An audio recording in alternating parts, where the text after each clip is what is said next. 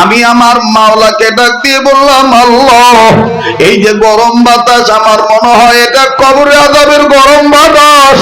এই কবরওয়ালা মনে দুনিয়ায় ভালো না, কবরে ভালো নাই, তার কবরের হালত মনে হয় ভালো না।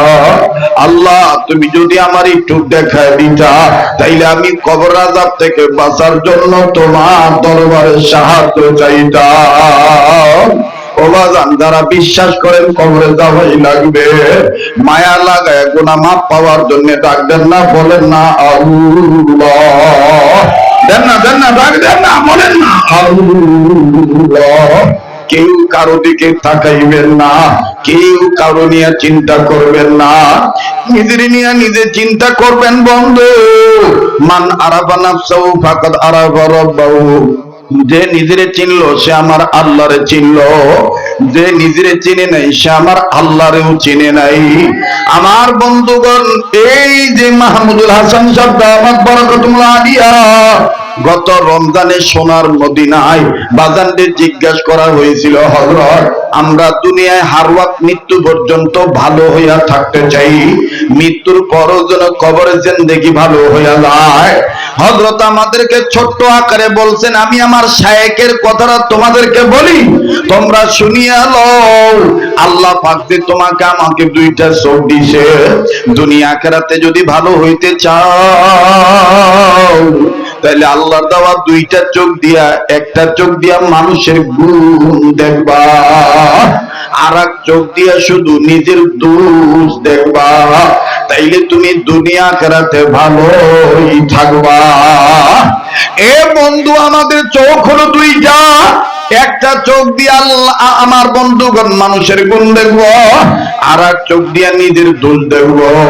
আল্লাহ আপনি আমাদের তৌফিক দান করেন, বলেন না আমিন, আবার বলেন না আমিন। রশিদ আহমদ গঙ্গী রহমতুল্লাহ আলাইহি বলেন, মাওলায় পাক যখন আমার বাতিনি চোখ খুলিয়া দিল, আমি এবার কবরের দিকে নজর করিয়া দেখি,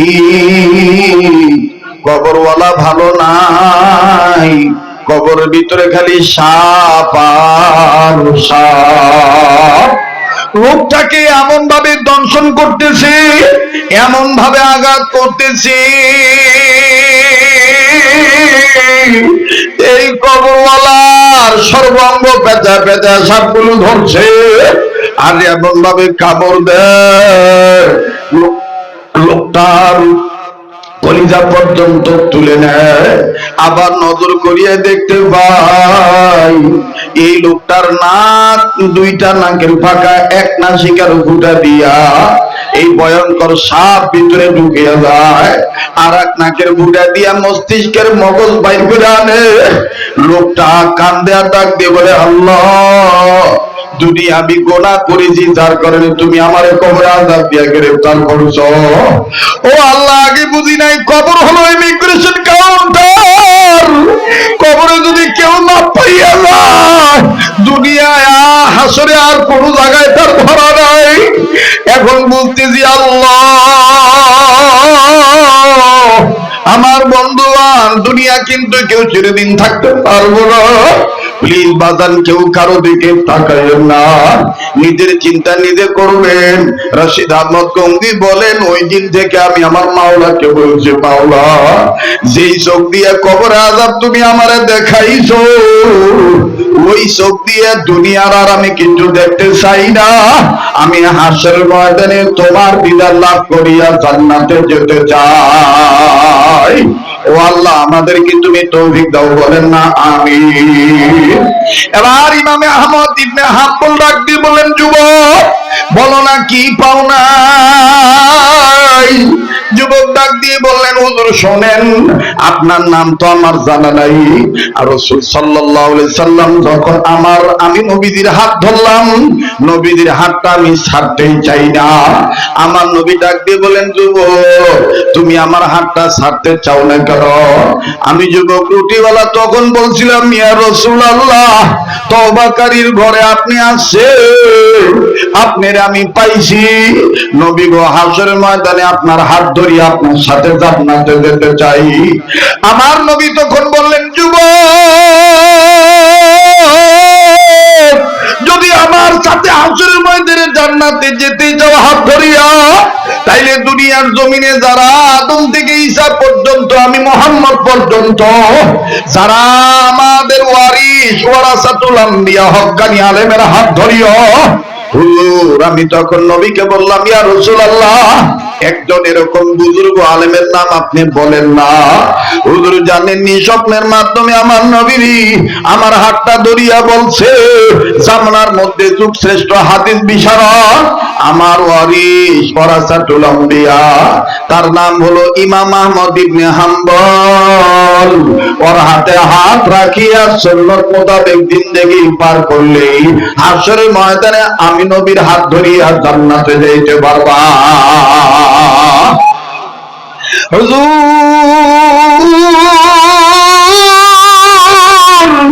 ওই দিনের পর থেকে আমি ইমাম আহমদ ইবনে হাম্বলের তালাশ করতেছি, আমি খুদিয়া খুদিয়া বেড়াই, ওনার তো আমি পাই না। হুজুর এই জন্য আমার মনের মধ্যে দুঃখ হইল, আমি দুইটা জিনিস পাইছি, একটা সম্পদ এখনো পাই নাই, বাকি জীবন আলেমের সোহবতে থাকিয়া যে আমি কাটাবো, এই ইমাম আহমদ ইবনে হাম্বল এখনো পাই নাই। একটু খেয়াল করছেন নি বাজান, আগুন তাপাইতেছেন কে? বলেন না, আগুন তাপাইতেছেন কে? ইমাম আহমদ ইবনে হাম্বল। কথা বলতেছেন যুবক যার সাথে, তার নাম কি? ইমাম আহমদ ইবনে হাম্বল। ইমাম আহমদ ইবনে হাম্বল বললেন, যুবক নবীজিকে কি তুমি জিজ্ঞাসা করো নাই? নবীজিকে কি তুমি জিজ্ঞাসা করো নাই? নবীজি ইমাম আহমদ ইবনে হাম্বলকে তালাশ করিয়া পামু কেমনে? যদি পাইয়াই যাই তারে চিনার আলামত কি? যুবক বলে, হুজুর আমি কি বসিয়া রইছি?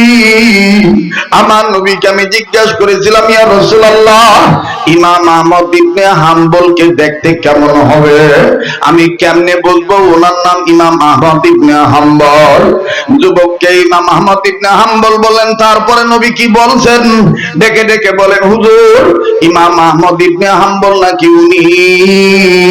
নবীজি বলছেন, একমাত্র ইমাম আহমদ ইবনে হাম্বলই জানেন হাশরের ময়দানে কয়জন নারী হাসতে হাসতে জান্নাতে যাবে।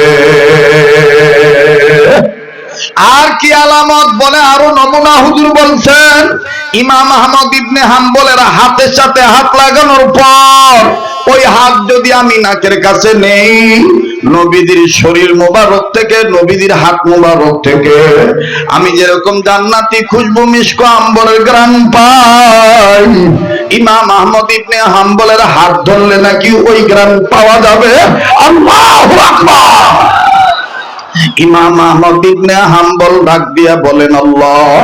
এখন আর যুবকের সামনে কোনো কথা বলে না, নিজে নিজে কান্দে আর ডাক দিয়ে বলে, আল্লাহ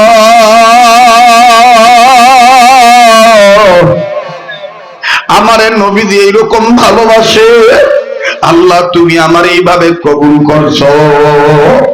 ইমাম আহমদ ইবনে হাম্বল হাত পিছনে নিয়ে নিলেন। যুবক ডাক দিয়ে কয়, হুজুর আপনি কাঁদেন কেন? বুঝে আসলো না কি কারণে আপনি কাঁদতেছেন, আমার বুঝে আসলো না। ইমাম আহমদ ইবনে হাম্বল ডাক দিয়ে বলেন, যুবক তোমার সমস্যা কি? বলে, হুজুর আবার দেখতে পাইলাম আপনি হাত পিছনে নিলেন, আমার তো এখন সন্দেহ হয় নবীজি যেই নাকের কথা বলছেন, যে চেহারার বর্ণনা দিছে, আপনার চেহারার মধ্যে কেমন জানি ওই রকম মুহাম্মাদি নূর দেখা যায়। আল্লাহু আকবার। হুজুর আপনি হাতটা কেন পিছনে নিলেন?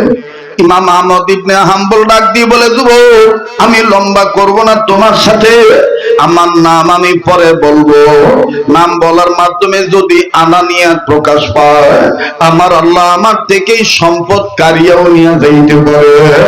বাজান রে, আজকে যারা আমরা নামের পাগল, আমাদের বড়রা বলেন নাম দিয়া দরকার নাই, কামের দরকার। এজন্য বুজুর্গরা বলেন মশহুর হওয়ার দরকার নাই, মকবুল হও। ও আজিজ তলাবা বাবা ভাইরা, তোমাদের পায়ে হাত দিয়ে বলি, মানুষ আমাদেরকে বলে জননন্দিত, বিশ্বনন্দিত, কিন্তু আমি নিজেকে মনে করি আমি সবচাইতে নিন্দিত। আমি সবচাইতে নিন্দিত। আমি নিন্দিত হইয়াই আনন্দিত। কারণ দুনিয়ার সব মানুষ যদি আমাকে ফুলের মালা দেয়, আর আল্লাহ যদি আমারে কবরে ধরিয়া ফেলায়, তাইলে কিন্তু উপায় নাই। আর দুনিয়ার সব মানুষ যদি আমাকে চপেটাঘাত মারে, আঘাত করে, থুতু নিক্ষেপ করে, আল্লাহ যদি আমারে মাফ করিয়া দেয়, তাইলে আমার বন্ধুগণ আমার আর কোনো চিন্তা নাই। আমি গুনাহগার গো আল্লাহ, আমি গুনাহগার, দয়া করে মোদের গুনাহ মাফ করে দাও, তোমার নাম গফুর গফফার। একটা ডাক দেন না, বলেন না আল্লাহ। ইমাম আহমদ ইবনে হাম্বল ডাক দিয়ে বলতেছেন, হুব্বাত যুবক, শোনো শোনো, 5টা নারী জান্নাতে যাবে হাসতে হাসতে। নাম্বার 1 মা খাদিজা, নাম্বার 2 ফাতেমাতুজ জোহরা, নাম্বার 3 আম্মা জান আয়েশা, নাম্বার 4 আইয়ুব নবীর বিবি রহিমা, নাম্বার 5 ফেরাউনের স্ত্রী আসিয়া। যুবক ডাক দিয়ে কয়, হুজুর আর বলতে হবে না, আপনি যেইভাবে বললেন এইভাবেই নবী বলিয়া গেছে। হুজুর আপনি ইমাম আহমদ ইবনে হাম্বল। যখনই বলে আপনি ইমাম আহমদ ইবনে হাম্বল, ইমাম আহমদ ইবনে হাম্বল খালি পিছনে যায়, হাতটা পিছনে নিয়ে রাখে। এবার ইমাম আহমদ ইবনে হাম্বলের এই পিছনে যাওয়া দেইখা আমার বন্ধুগণ যুবক চুলার জাল কমাইয়া পিছন দিক দিয়ে আসিয়া আমার বন্ধুগণ হুজুরের 2টা হাত জড়ায় ধরছে। হাত এরকম করে ধরিয়া আস্তে করে সামনে যে হুজুরের পাও 2টা জড়ায় ধরছে। জড়ায় ধরিয়া আমার বন্ধুগণ নাক দিয়া শরীর থেকে ঘ্রাণ গ্রহণ করিয়া দেখে, আল্লাহু আকবার, আল্লাহু আকবার, ইনার গায়ে তো দেখি নবীর ঘ্রাণ পাওয়া যায়। আল্লাহু আকবার। এটাই বাজার আল্লাহ পাক বলেছেন, ওয়ামা আতাকুমুর রাসূলু ফাখুযুহু ওয়া মা নাহাকুম আনহু ফান্তাহু। আমার রাসূল, আমার আল্লাহ বলেন, আমার রাসূল আমার পক্ষ থেকে তোমাদেরকে যেইটা ধরতে বলে সেইটা তোমরা মজবুত করে ধরো, যা ছাড়তে বলে তোমরা সেইটা ছেড়ে দাও।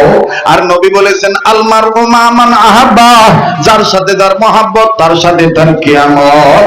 আরে বন্ধু আমার, ভাইরা, বাবারা, এই জন্য আসেন না আজকে থেকে নিয়ত করি, আমার ব্যবসা, আমার বাণিজ্য, আমার রাজনীতি, আমার শিক্ষানীতি, আমার বন্দিনীতি, আমার সমাজনীতি সব আমি করব একজন যোগ্য হক্কানি আলেমের সহবতে থাকার মাধ্যমে। ইনশাআল্লাহ। কারা কারা তৈরি আছি? দু হাত তুলে আল্লাহকে দেখাই। নারায়ে তাকবীর। আর এইভাবে সহবত লাভ করতে গেলেই আপনি তো আল্লাহওয়ালা হইয়া যাবে। আর আল্লাহওয়ালা হইতে গেলে 5টা কাজ আপনাকে ধারাবাহিকভাবে করা লাগবে। নাম্বার 1, সকল প্রকার ছোট বড় গুনাহ থেকে বেঁচে থাকা। নাম্বার 2, আল্লাহর হুকুম ফরজ ইবাদত। নাম্বার 3, আল্লাহর হুকুম ওয়াজিব। নাম্বার 4, নবীদের সুন্নতলা উম্মত হওয়া। নাম্বার 5, নিজের অভ্যাসকে নফল আমলের অভ্যাসে পরিণত করা।